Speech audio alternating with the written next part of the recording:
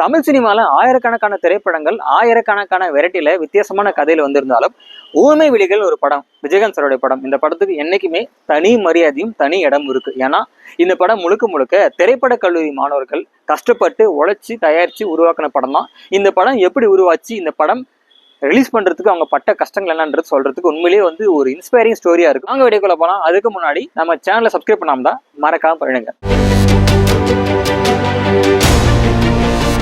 ஊமை விழிகள் திரைப்பட கல்லூரி மாணவர்கள்லாம் ஒரு வழியா அவங்களுடைய கோர்ஸ் முடிச்சுட்டு மார்கோன்னு ஒரு ஷார்ட் ஃபிலிம் எடுத்து வச்சுட்டு அவங்க ஊமை விழிகள் படம் பண்றதுக்கு பயங்கர ஆர்வமா இருக்காங்க. ஆனா ரொம்ப கஷ்டப்பட்டு பார்த்தோம், எந்த ஒரு தயாரிப்பாளரும் கிடைக்கல, நடிகரும் கிடைக்கல. ஒரு வழியா நீண்ட போராட்டத்துக்கு அந்த திரைப்பட கல்லூரி மாணவருடைய ஃப்ரெண்டு ஒருத்தர் ஆபாவானன், இவர் தான் அந்த படம் உருவாகிறதுக்கு ஃபர்ஸ்ட் பேஸ்மெண்ட் போறாரு.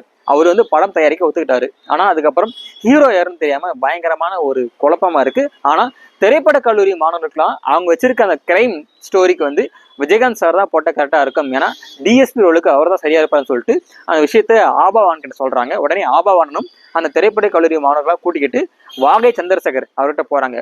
அவரும் கதையை பிடிச்சி போயிட்டு ஓகே சொல்லிட்டு நேரம் விஜயகாந்த் சார் ஆபீஸ் கூட்டு போயிட்டு கதையை சொல்றாங்க, பாட்டெல்லாம் போட்டு காட்டுறாங்க. இந்த பாடல்களை முழுக்க முழுக்க மும்பையை சேர்ந்த மனோஜ் டிக்கான ஒரு கப்புள்ஸ், மியூசிக் கப்புள்ஸ், அவங்க தான் மியூசிக் போடுறாங்க. எல்லா பாட்டும் சூப்பராக இருக்கும். என்ன பாட்டுன்னு அப்புறமா சொல்றேன்.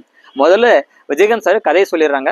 அவரும் கதையை கேட்டு பிடிச்சி போயிட்டு தயக்கப்படுறாரு ஆரம்பத்தில். ஏன்னா திரைப்பட கல்லூரி மாணவர்களையா இருந்தாலும் அவரு ஒத்துக்கிறாரு படம் பண்றதுக்கு. ஒரு வழியா பட தயாரிப்பு வேலையில ஆரம்பிச்சு படம் ஷூட்டிங் முடிச்சுட்டு படம் ரெடியா இருக்கு. அதாவது ரிலீஸுக்கு முன்னாடி சென்சார் போர்டு போவாங்கல்ல, சென்சார் போர்டுக்கு போகும்போது சென்னை, மும்பை, அப்புறம் தான் டெல்லி, இப்படி எல்லா வகையிலும் போயிட்டு நிறைய எதிர்ப்புக்கு அப்புறமா நிறைய சீன்ஸை கட் பண்ணி ஒரு மிகப்பெரிய போராட்டத்துக்கு அப்புறமா படத்தை ரிலீஸ் பண்றாங்க.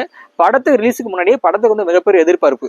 ஏன்னா படத்தோட ப்ரொடியூசர் பக்காவா பிளான் பண்ணி இந்த படத்துடைய பாட்டெல்லாம் ரிலீஸுக்கு முன்னாடியே மக்கள் மத்தியில போகிற மாதிரி பண்ணிட்டாரு. குறிப்பா அந்த படத்துல வர கண்மணி நில்லு, காரணம் சொல்லு, அப்புறம் தோல்வி நிலையென வந்தால், இந்த பாடல் தமிழ் சினிமாவில் ஒரு பெஸ்ட் மோட்டிவேஷனல் சாங் சொல்லலாம். இந்த மாதிரி பாடல்கள்லாம் மக்கள் மத்தியில் பயங்கர ரீச் ஆயிடுச்சு. அதுக்கப்புறமா படத்தை ரிலீஸ் பண்ணும்போது ஒரு மிகப்பெரிய வெற்றி ஆயிடுது எல்லா சென்டர்லையும்.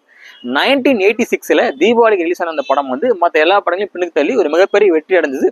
குறிப்பா விஜயகாந்த் சாருடைய கரியர்ல ஒரு பெஸ்ட் மூவின்னு சொல்லலாம் இந்த ஊமை விழிகள் படம். ஏன்னா அவர் நிறைய இயக்குனர் கூட படம் பண்ணிட்டாரு. இருந்தாலும் திரைப்பட கல்லூரி மாணவரோட படம் பண்ணும்போது அவருக்கு பயங்கர தயக்கமா இருந்தது. இருந்தாலும் அதை தாண்டி படம் மிகப்பெரிய வெற்றி அடைஞ்சுதான் அந்த மாணவர்களுடைய மிகப்பெரிய போராட்டம் தான். ஏன்னா கடைசி வரைக்கும் எந்த ஒரு தொழிலும் இல்லாம ஒரு போராடி படத்தை ரிலீஸ் பண்றாங்க. இந்த படம் ஒரு பெண், ஒரு லேடி மர்டரு, அதை இன்வெஸ்டிகேஷன் பண்றாங்க. அதுக்கு முக்கியமான காரணமா ஒரு மந்திரி இருக்காரு. எப்படி இந்த பிரச்சனை எல்லாம் வெளிக்கொண்டு வந்தாங்கன்றதான் அந்த படத்தோட கதை. இதுதான் ஊமை விழிகள். எத்தனையோ படங்கள் இந்த மாதிரி மிகப்பெரிய போராட்டத்துக்கு அப்புறமா ரிலீஸ் ஆயிட்டு மிகப்பெரிய வெற்றி அடைஞ்சிருக்கு. இந்த படத்து மூலியமா நமக்கு என்ன விஷயம் தெரியுதுன்னா, உங்களுடைய படைப்புகள்லாம் வெளியே தெரிய ஆரம்பிக்கணும்னா அது வெளியே கொண்டு வரதுக்கு மிகப்பெரிய போராட்டங்களை, மிகப்பெரிய பிரச்சனையை ஃபேஸ் பண்ணி ஆகணும். அப்போ மட்டும்தான் உங்களுடைய படைப்புகள் வெளியே உங்களுடைய ஃபேஸ் வெளியே தெரிய ஆரம்பிக்கும். உங்களுக்கு ஊமை விழிகள் படம் பார்த்துருந்தா பிடிச்சிருக்கா இல்லையா கீழே மறக்காம கமெண்ட் பண்ணுங்க. இந்த படம் உருவாக மிக முக்கியமான காரணமாக இருந்தவர் நம்ம கேப்டன் விஜயகாந்த். அவர் ரொம்ப மிஸ் பண்றோம். அவரு எந்த அளவுக்கு பிடிக்கும் அதையும் கீழே மறக்காம கமெண்ட் பண்ணுங்க. இது மாதிரியான வீடியோக்கள் தொடர்ந்து பார்க்கணும்னா நம்ம சேனலை மறக்காம சப்ஸ்கிரைப் பண்ணுங்க.